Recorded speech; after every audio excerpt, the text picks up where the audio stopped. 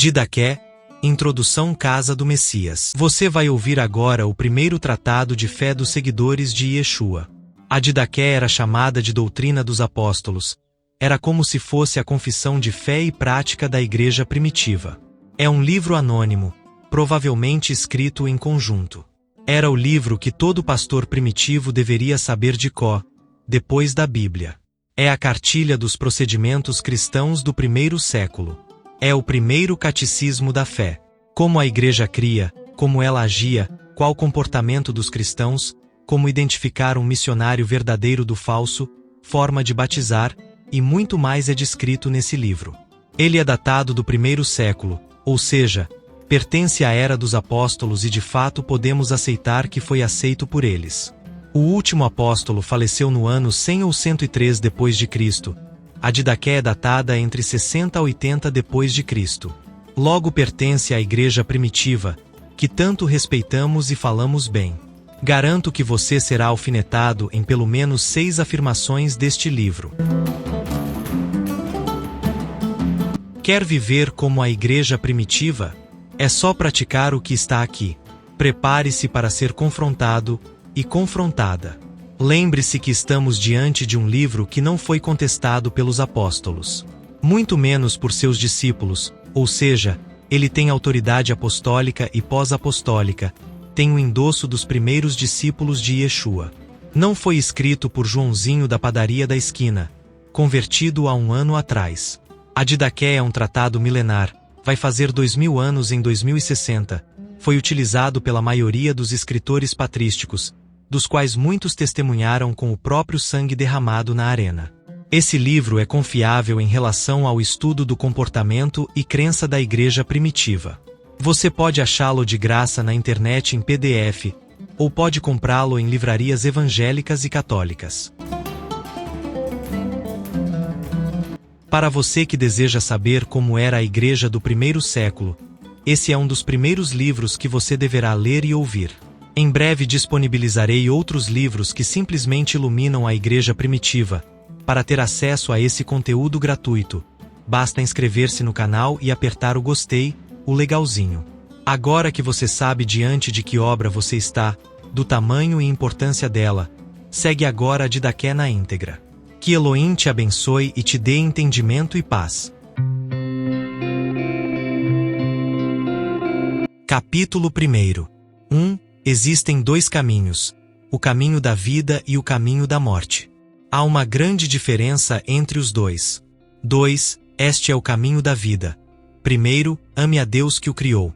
Segundo, ame a seu próximo como a si mesmo. Não faça ao outro aquilo que você não quer que façam a você. 3. Este é o ensinamento derivado dessas palavras. Bendiga aqueles que o amaldiçoam, ore por seus inimigos e jejue por aqueles que o perseguem. Ora, se você ama aqueles que o amam, que graça você merece? Os ímpios também não fazem o mesmo? Quanto a você, ame aqueles que o odeiam e assim você não terá nenhum inimigo. 4. Não se deixe levar pelo instinto. Se alguém lhe bofeteia na face direita, ofereça-lhe também a outra face e assim você será perfeito. Se alguém o obriga a acompanhá-lo por 1 quilômetro, acompanhe-o por 2. Se alguém lhe tira o manto, ofereça-lhe também a túnica. Se alguém toma alguma coisa que lhe pertence, não a peça de volta porque não é direito. 5. Dê a quem lhe pede e não peças de volta, pois o Pai quer que os seus bens sejam dados a todos. Bem-aventurado aquele que dá conforme o mandamento, pois será considerado inocente. Ai daquele que recebe, pede-se por estar necessitado, será considerado inocente. Mas se recebeu sem necessidade, prestará contas do motivo e da finalidade. Será posto na prisão e será interrogado sobre o que fez, e daí não sairá até que devolva o último centavo. 6. Sobre isso também foi dito, que a sua esmola fique suando nas suas mãos até que você saiba para quem a está dando. Capítulo 2. 1. O segundo mandamento da instrução é: 2. Não mate, não cometa adultério, não corrompa os jovens, não fornique, não roube, não pratique a magia nem a feitiçaria. Não mate a criança no seio de sua mãe e nem depois que ela tenha nascido. 3. Não cobice os bens alheios, não cometa falso juramento, nem preste falso testemunho, não seja maldoso, nem vingativo. 4. Não tenha duplo pensamento ou linguajar, pois o duplo sentido é armadilha fatal. 5. A sua palavra não deve ser em vão, mas comprovada na prática. 6. Não seja avarento, nem ladrão, nem fingido, nem malicioso, nem soberbo. Não planeje o mal contra o seu próximo. 7. Não odeie a ninguém, mas corrijam alguns, ore por outros e ame ainda aos outros, mais até do que a si mesmo. Capítulo 3. 1. Filho, procure evitar tudo aquilo que é mal e tudo que se parece com o mal. 2. Não seja colérico, porque a ira conduz à morte. Não seja ciumento também, nem briguento ou violento, pois o homicídio nasce de todas essas coisas. 3. Filho, não cobice as mulheres, pois a cobiça leva à fornicação. Evite falar palavras obscenas e olhar maliciosamente, já que os adultérios surgem dessas coisas. 4. Filho, não se aproxime da adivinhação, porque ela leva à idolatria. Não pratique encantamentos, astrologia ou purificações, nem queira ver ou ouvir sobre isso, pois disso tudo nasce a idolatria. 5. Filho, não seja mentiroso, pois a mentira leva ao roubo. Não persiga o dinheiro nem cobice a fama, porque os roubos nascem dessas coisas. 6. Filho, não fale demais, pois falar muito leva à blasfêmia. Não seja insolente, nem tenha mente perversa, porque as blasfêmias nascem dessas coisas. 7. Seja manso, pois os mansos herdarão a terra. 8. Seja paciente, misericordioso, sem maldade, tranquilo e bondoso. Respeite sempre as palavras que você escutou. 9. Não louve a si mesmo, nem se entregue à insolência. Não se junte com os poderosos, mas aproxima dos justos e pobres. 10. Aceite tudo o que acontece contigo como coisa boa, e saiba que nada acontece sem a permissão de Deus. Capítulo 4. 1. Filho, lembre-se dia e noite daquele que prega a palavra de Deus para você. Honre-o como se fosse o próprio Senhor, pois ele está presente onde a soberania do Senhor é anunciada. 2. Procure estar todos os dias na companhia dos fiéis para encontrar forças em suas palavras. 3. Não provoque divisão. Ao contrário, reconcilie aqueles que brigam entre si. Julgue de forma justa e corrija as culpas sem distinguir as pessoas. 4. Não hesite sobre o que vai acontecer. 5. Não te pareças com aqueles que dão a mão quando precisam e a retiram quando devem dar.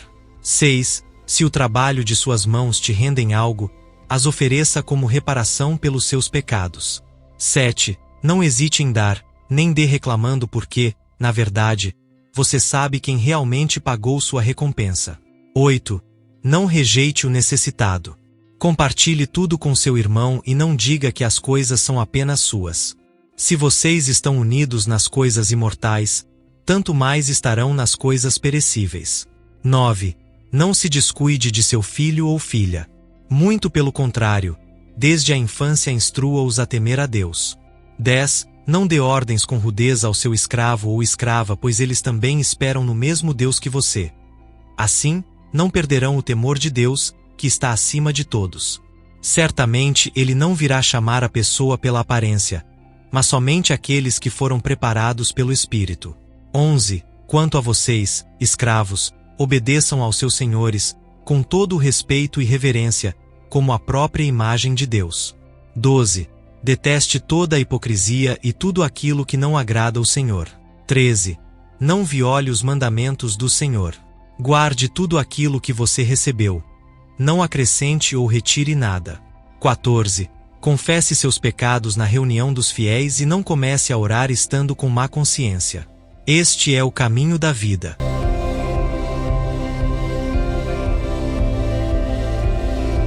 Capítulo 5. 1. Este é o caminho da morte.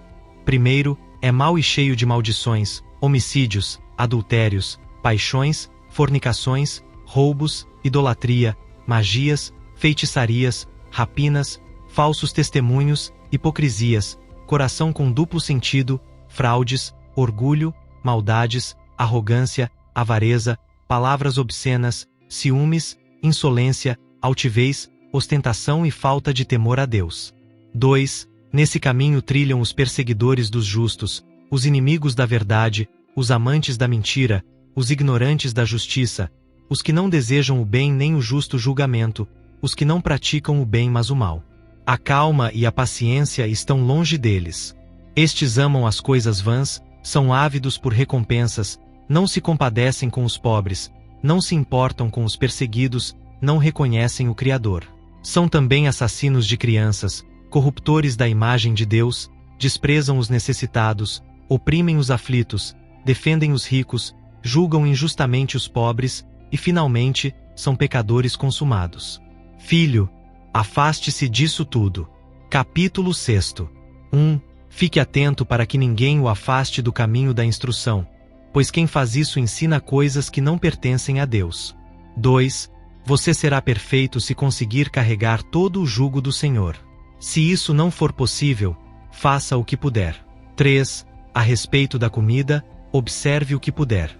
Não coma nada do que é sacrificado aos ídolos, pois esse culto é destinado a deuses mortos. Capítulo 7. 1. Quanto ao batismo, faça assim.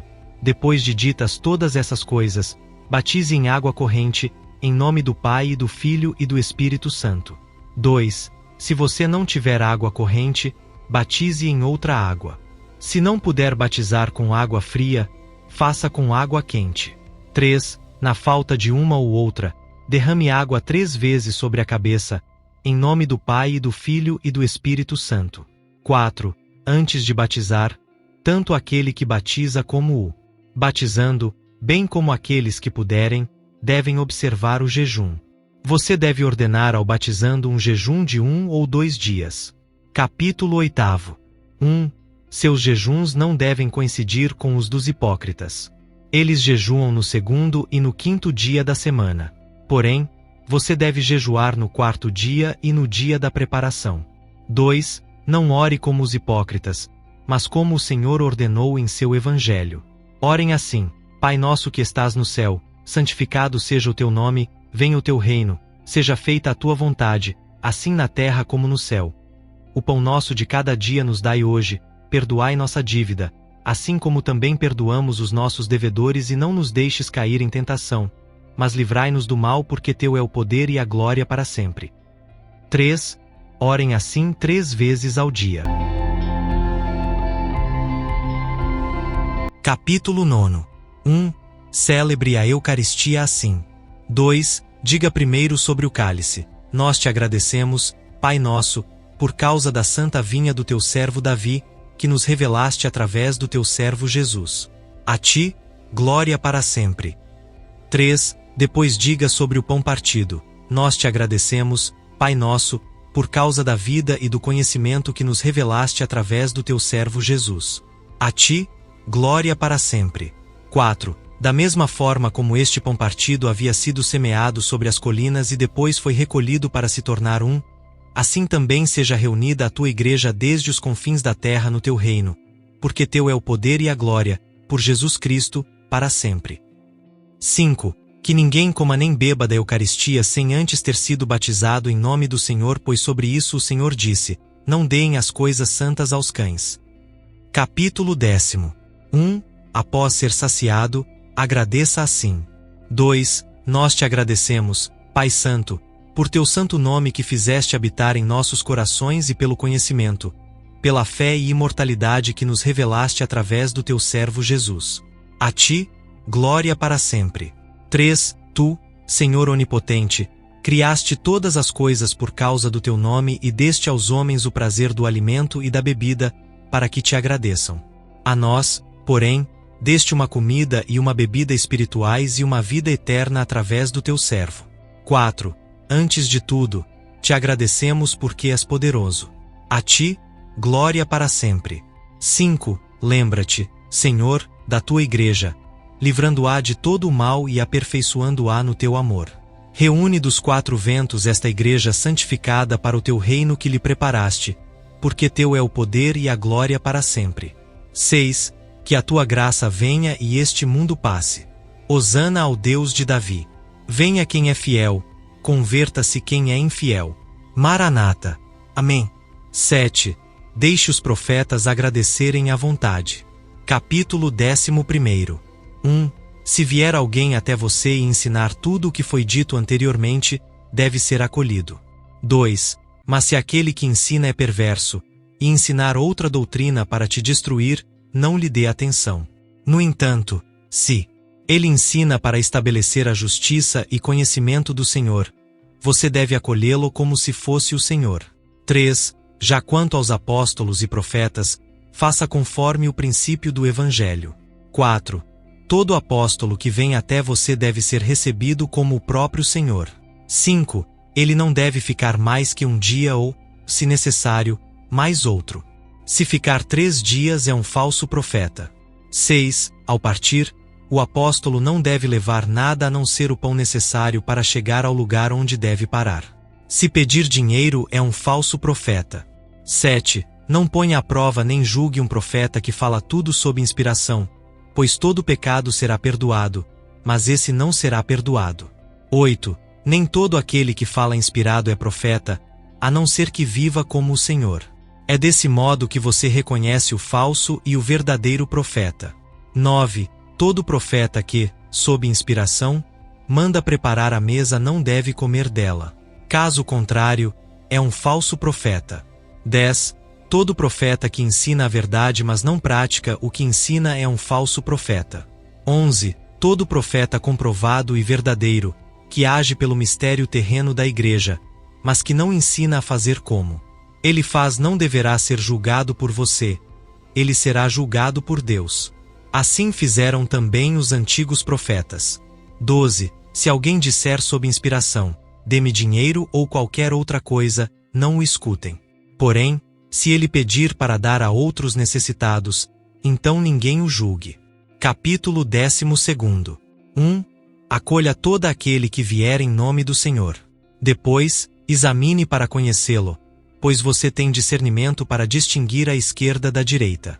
2. Se o hóspede estiver de passagem, dê-lhe ajuda no que puder. Entretanto, ele não deve permanecer com você mais que 2 ou 3 dias, se necessário. 3. Se quiser se estabelecer e tiver uma profissão, então que trabalhe para se sustentar. 4. Porém, se ele não tiver profissão, proceda de acordo com a prudência, para que um cristão não viva ociosamente em seu meio. 5. Se ele não aceitar isso, trata-se de um comerciante de Cristo. Tenha cuidado com essa gente. Capítulo 13. 1. Todo verdadeiro profeta que queira estabelecer-se em seu meio é digno do alimento. 2. Assim também o verdadeiro mestre é digno do seu alimento, como qualquer operário. 3. Assim, tome os primeiros frutos de todos os produtos da vinha e da eira, dos bois e das ovelhas, e os dê aos profetas, pois são eles os seus sumos sacerdotes. 4. Porém, se você não tiver profetas, dê aos pobres. 5. Se você fizer pão, tome os primeiros e os dê conforme o preceito. 6. Da mesma maneira, ao abrir um recipiente de vinho ou óleo, tome a primeira parte e a dê aos profetas. 7. Tome uma parte de seu dinheiro, da sua roupa e de todas as suas posses, conforme lhe parecer oportuno, e os dê de acordo com o preceito. Capítulo 14. 1. Reúna-se no dia do Senhor para partir o pão e agradecer após ter confessado seus pecados, para que o sacrifício seja puro. 2. Aquele que está brigado com seu companheiro não pode juntar-se antes de se reconciliar, para que o sacrifício oferecido não seja profanado. 3. Esse é o sacrifício do qual o Senhor disse: em todo lugar e em todo tempo, seja oferecido um sacrifício puro, porque sou um grande rei, diz o Senhor, e o meu nome é admirável entre as nações. Capítulo 15. 1. Escolha bispos e diáconos dignos do Senhor. Eles devem ser homens mansos, desprendidos do dinheiro, verazes e provados, pois também exercem para vocês o ministério dos profetas e dos mestres. 2. Não os despreze, porque eles têm a mesma dignidade que os profetas e os mestres. 3. Corrijam uns aos outros, não com ódio, mas com paz, como você tem no Evangelho. E ninguém fale com uma pessoa que tenha ofendido o próximo, que essa pessoa não escute uma só palavra sua até que tenha se arrependido. 4. Faça suas orações, esmolas e ações da forma que você tem no Evangelho de Nosso Senhor. Capítulo 16. 1. Vigie sobre a vida uns dos outros. Não deixe que sua lâmpada se apague, nem afrouxe o cinto dos rins. Fique preparado porque você não sabe a que horas Nosso Senhor chegará. 2. Reúna-se com frequência para que, juntos, procurem o que convém a vocês. Porque de nada lhe servirá todo o tempo que viveu a fé se no último instante não estiver perfeito. 3. De fato, nos últimos dias se multiplicarão os falsos profetas e os corruptores. As ovelhas se transformarão em lobos e o amor se converterá em ódio. 4. Aumentando a injustiça, os homens se odiarão, se perseguirão e se trairão mutuamente. Então o sedutor do mundo aparecerá, como se fosse o Filho de Deus, e fará sinais e prodígios. A terra será entregue em suas mãos e cometerá crimes como jamais foram cometidos desde o começo do mundo. 5. Então toda criatura humana passará pela prova de fogo e muitos, escandalizados, perecerão. No entanto, aqueles que permanecerem firmes na fé serão salvos por aquele que os outros amaldiçoam. 6. Então aparecerão os sinais da verdade. Primeiro, o sinal da abertura no céu. Depois, o sinal do toque da trombeta. E, em terceiro, a ressurreição dos mortos. 7. Sim, a ressurreição, mas não de todos, conforme foi dito, o Senhor virá e todos os santos estarão com ele. 8. Então o mundo assistirá ao Senhor chegando sobre as nuvens do céu. Fim.